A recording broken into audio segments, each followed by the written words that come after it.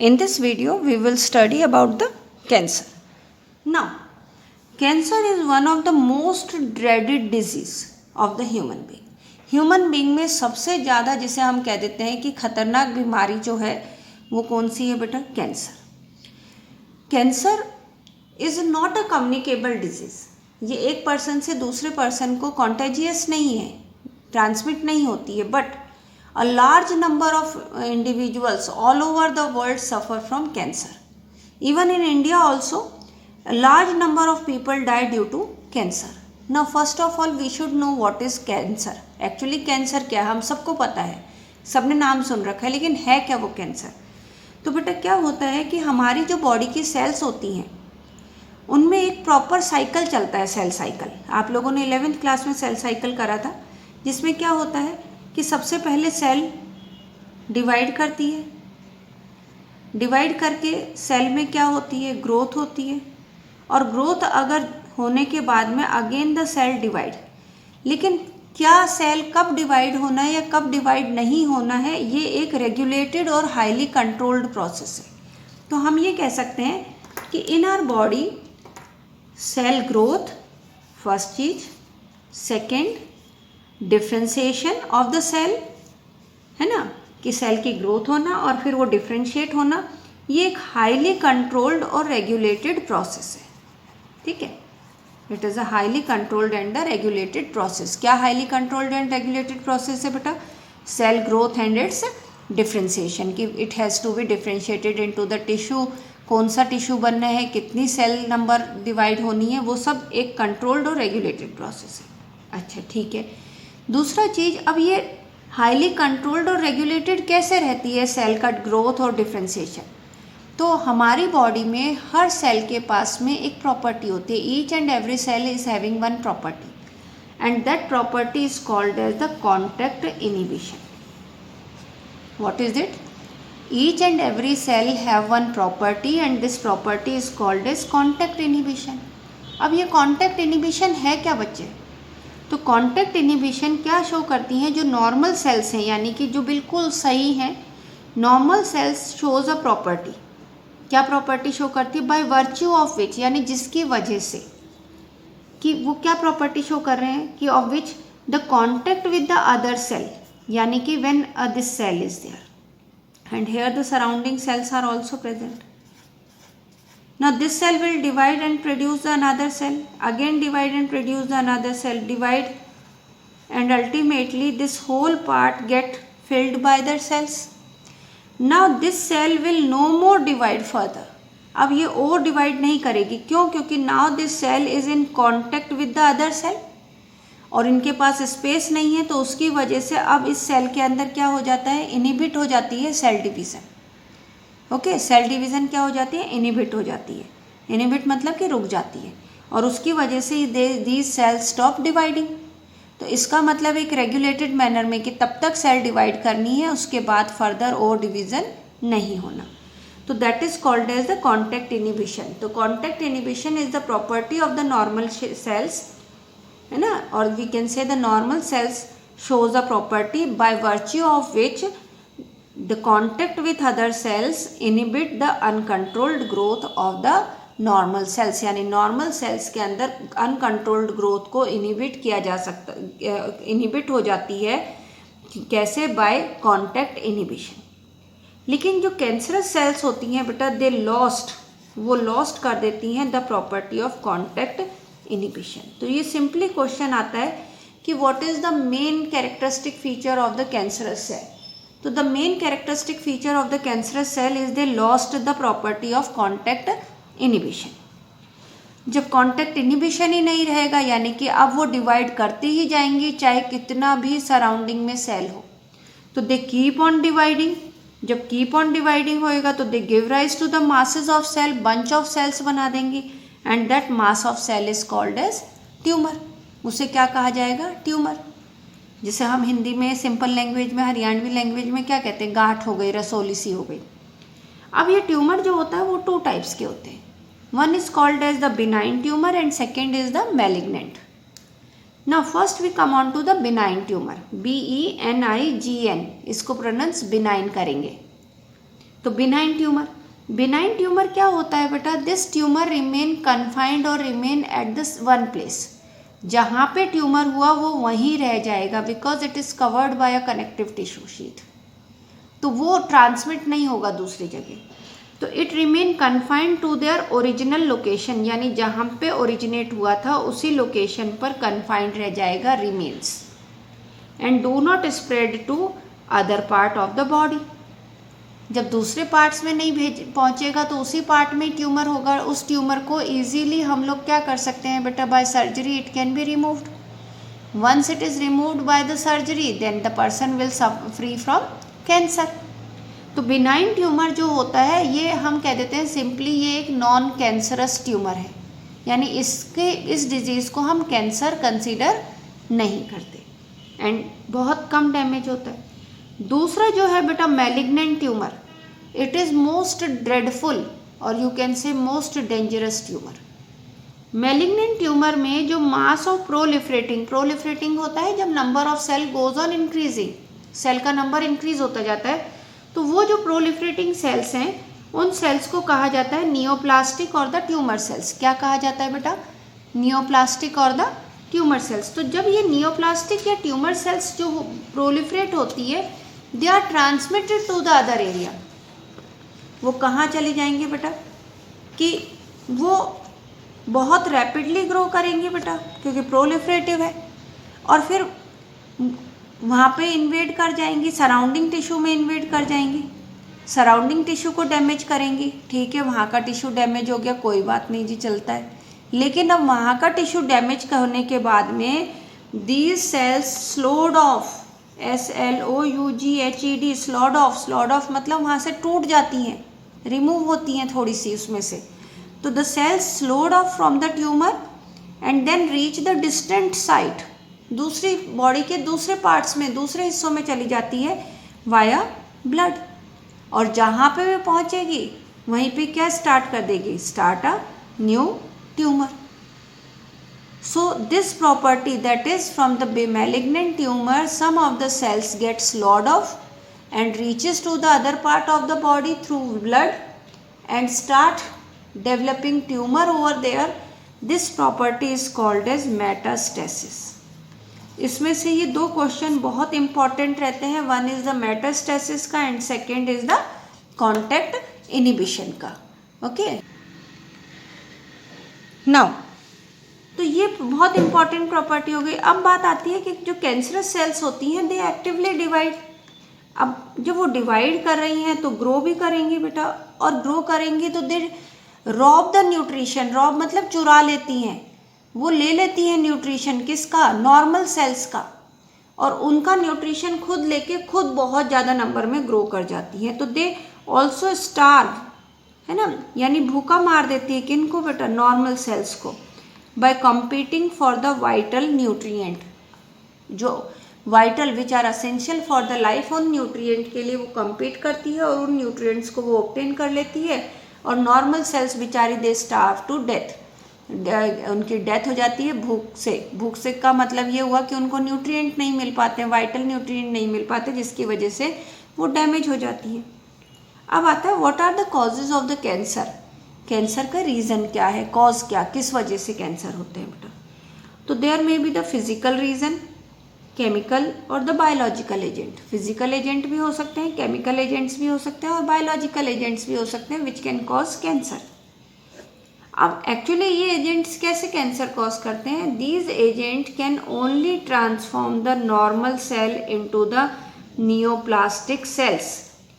Physical agent, chemical agent or biological agent can transform the normal cells into the cancerous cell या normal cells into the neoplastic cells। ये word, ये term आपको याद रखना है बेटा, neoplastic। now the agents either it is the physical, chemical और biological, कोई भी एजेंट हो उनको क्या कहा जाता है बेटा? कार्सिनोजन। कार्सिनोजन का क्या मीनिंग है? कार्सिनो मतलब कैंसर कॉजिंग, और जन मीन्स कैंसर, और जन मीन्स जनरेटिंग और कॉजिंग, तो कैंसर कॉजिंग। अब सबसे फर्स्ट हम लेते हैं what is the physical agent या फिजिकल कार्सिनोजन। तो फिजिकल एजेंट्स में आयोनाइजिंग रेडिएशन जो आयोनाइज कर देती हैं, जैसे एक्सरेज और the gamma radiations.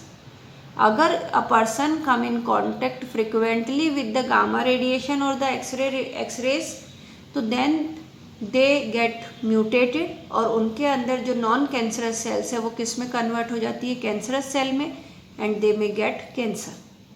Second is the non ionizing radiation. UV radiation जो सन से आती है बेटा, that is also if we are coming in contact with the large amount, then the person can get the cancer. Skin cancer होता है usually.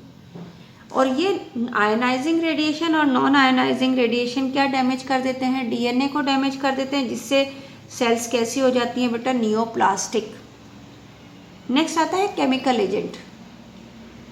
Physical agent में बेटा और भी आते हैं, जैसे कि लेकिन it is not in your NCERT, तो no need to write during the examination, board examination. जैसे कि जो जम्मू कश्मीर के लोग हैं उनको एब्डोमिनल स्किन पर कैंसर होता है बेटा, because they keep a earthen pot, एक मिट्टी का पॉट रखते हैं जिसके अंदर वो कोयला जला के रखते हैं और अपने कपड़ों के अंदर, फिरन के अंदर रखते हैं टू गेट वार्म। तो कॉन्टीन्यूस वो इरिटेशन होने की वजह से उनके अंदर वो कैंसर हो जाता है, तो वो भी फिजिकल एजेंट में आता है। केमिकल एजेंट्स यानी कि by the use of chemical. तो in your NCERT book it is given that is the tobacco smoke जो होती है उसके अंदर various chemicals are present which can causes the lung cancer, है ना।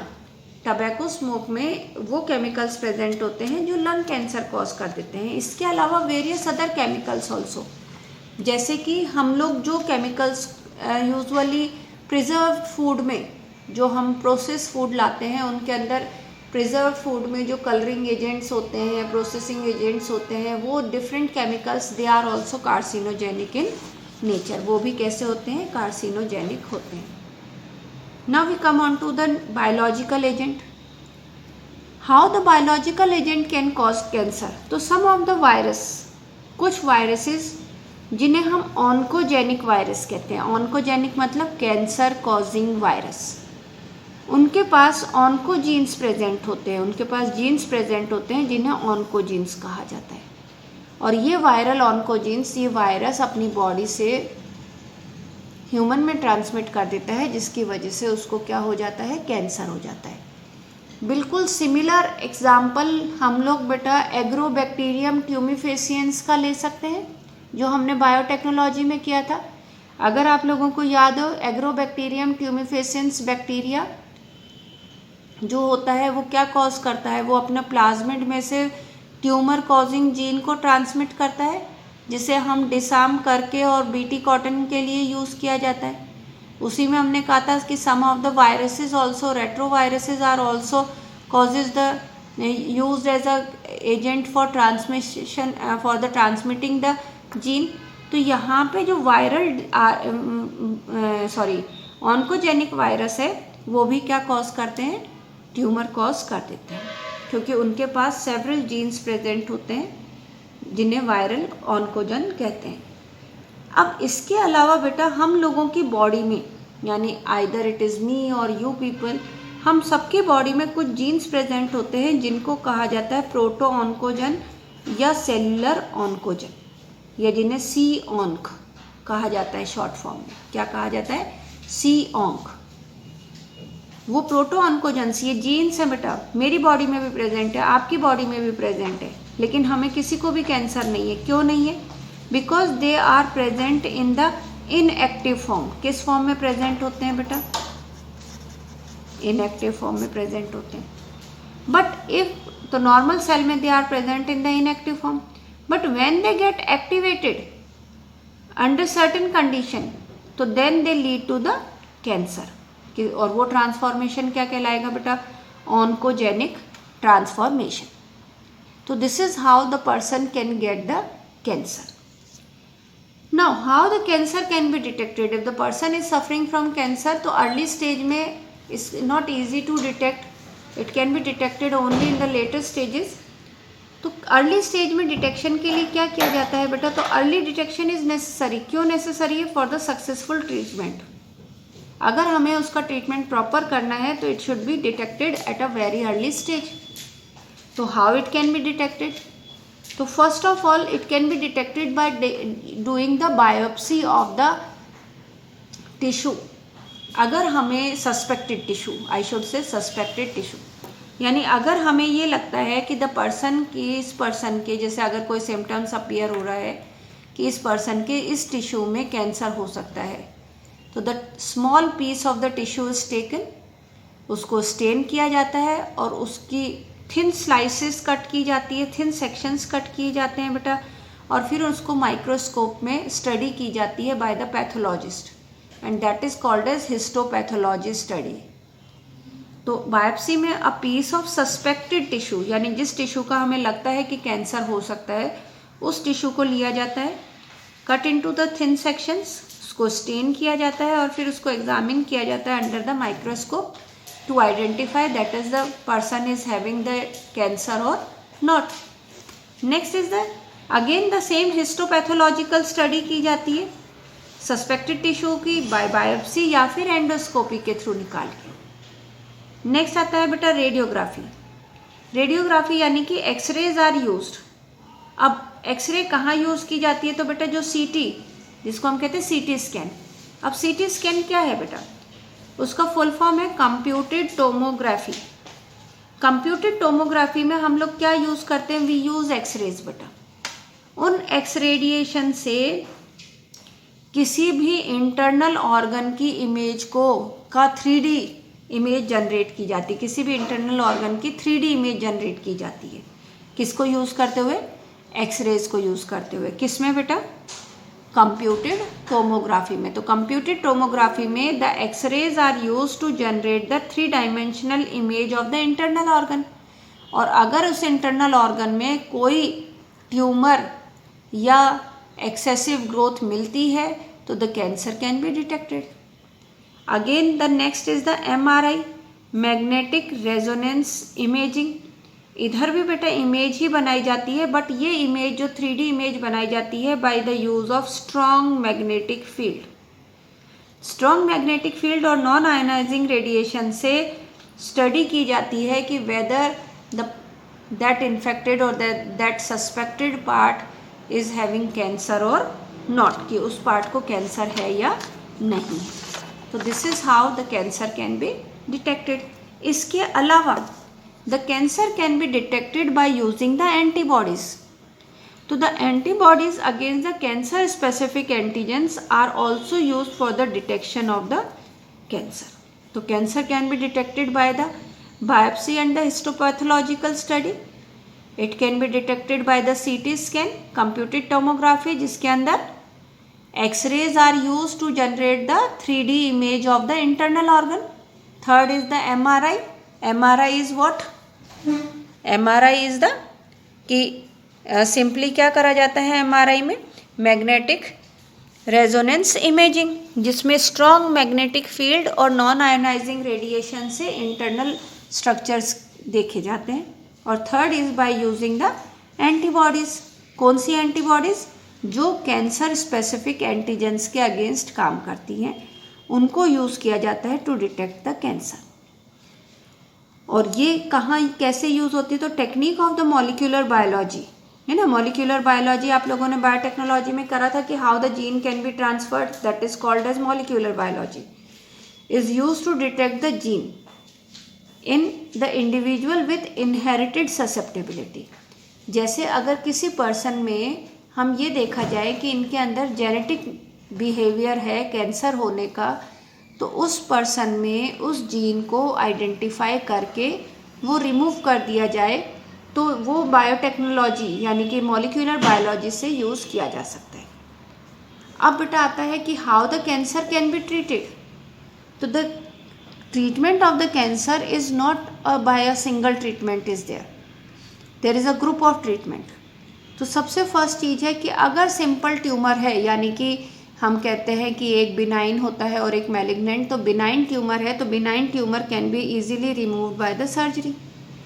तो सबसे first even for the malignant tumour also the tumour can be removed by the surgery. Okay. Second आता है that is called as the chemotherapy. Chemotherapy यानी कि by giving the chemical means the medicines. तो by giving the medicines the cancer cells can be destroyed. तो first we come on to the chemotherapy. Certain drugs are use to kill the cancer cell. कुछ drugs को cancer cell को kill करने में use लिया जाता है. और ये ड्रग्स की बेटा स्पेसिफिक फीचर होता है कि they are specific for the specific tumour, कि किसी पर्टिकुलर ट्यूमर पे ही वो ड्रग काम करेगी, हर ट्यूमर के लिए नहीं. एंड दे, लेकिन इसका सबसे बड़ा डिसएडवांटेज क्या है बेटा, it can cause the side effect.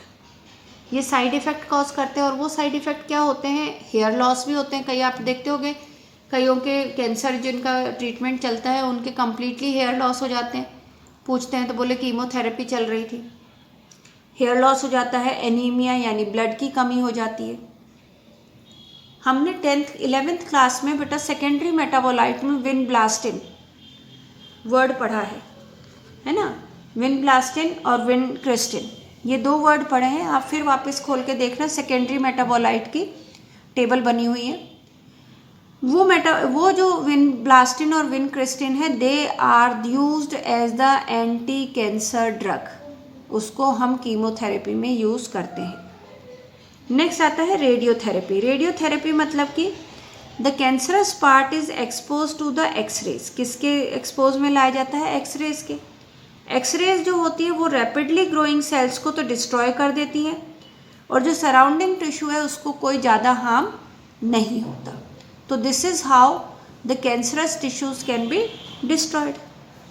जैसे हम लोअर क्लासेस में आपने 9th स्टैंडर्ड में पढ़ा होगा कि some of the radioactive isotopes are used for the treatment of the cancer. जिसमें आपने पढ़ा था cobalt 60, iodine 131. These are the radioactive substances which are used for the treatment of the cancer. Next is the immunotherapy. Immunotherapy यानी कि immune system की therapy की जाए.